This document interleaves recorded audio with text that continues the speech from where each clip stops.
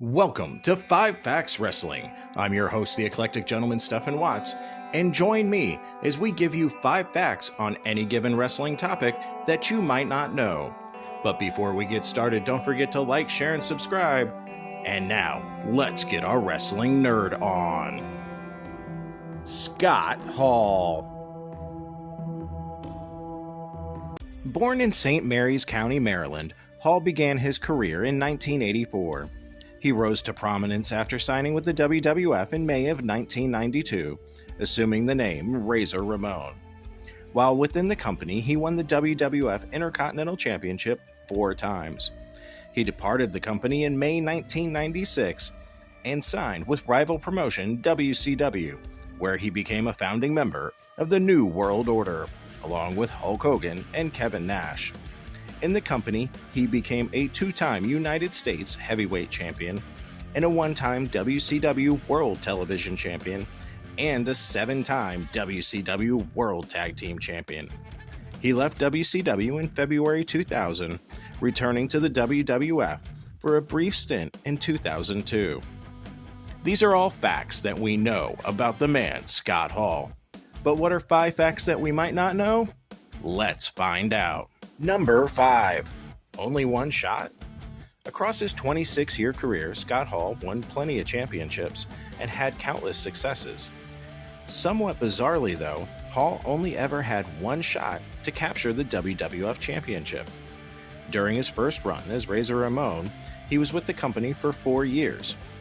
He won the Intercontinental title on 4 different occasions and would regularly mix it up against top guys like Bret Hart, Shawn Michaels, Diesel, Psycho Sid, Yokozuna, and Randy Savage, all names who had won world titles. The point being, Razor was a big deal and positioned like a top guy.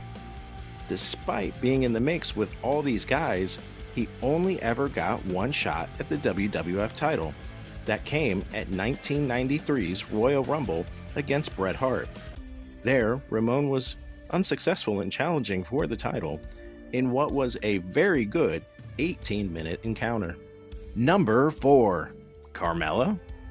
Carmella's real name is Leah Van Dale, and her father is former wrestler and martial artist Paul Van Dale. He may not have achieved the same in-ring success as his daughter, but Paul had a semi-regular spot as a jobber in the WWF in the 80s and 90s.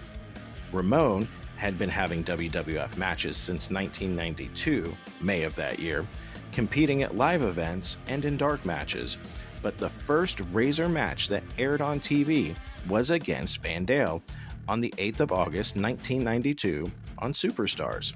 Of course, this contest was completely one-sided, and Ramon quickly put his opponent away with the Diamond Death Drop, which would later be renamed as the Razor's Edge.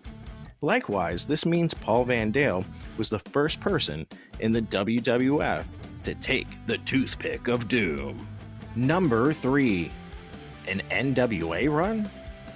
Even before Scott's first WCW run, he was brought in back in 1989 as Scott Gator Hall, part of the NWA/WCW's initiative to sign and develop young stars.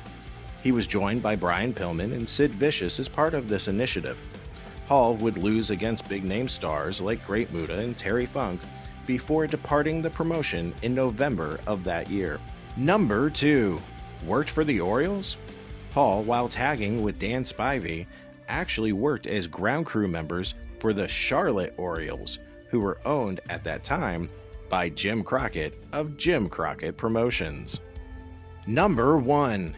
Dr. Hall?